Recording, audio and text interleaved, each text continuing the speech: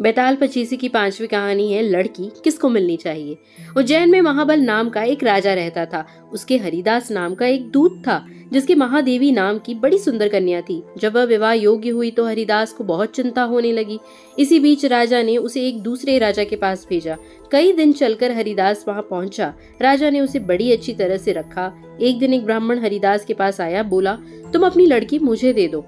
हरिदास ने कहा, मैं अपनी लड़की उसे दूंगा जिसमें सब गुण होंगे। ब्राह्मण ने कहा, मेरे पास एक ऐसा रथ है जिस पर बैठकर जहाँ चाहो घड़ी भर में पहुंच जाओगे। हरिदास बोला, ठीक है, सवेरे उसे ले आना। अगले दिन दोनों रथ पर बैठकर उज्जैन आ पहुंचे। देवयोग से उससे पहले हरिदास का लड़का अपनी बहन को किसी दूसरे को और हरिदास की स्त्री अपनी लड़की को किसी तीसरे को देने का वादा कर चुकी थी। इस तरह 3 वर इकट्ठे हो गए।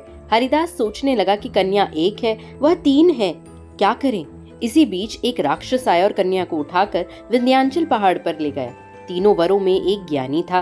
हरिदास ने उससे पूछा तो उसने बता दिया कि एक राक्षस लड़की को उड़ा ले गया है और वह विंध्याचल पहाड़ पर है।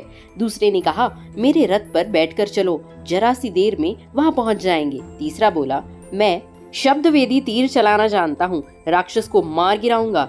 वे सब रथ पर चढ़कर विंध्याचल पहुंचे और राक्षस को मारकर लड़की को बचा लिया। इतना कहकर बेताल बोला, हे राजन, बताओ वह लड़की उन तीनों में से किसको मिलनी चाहिए।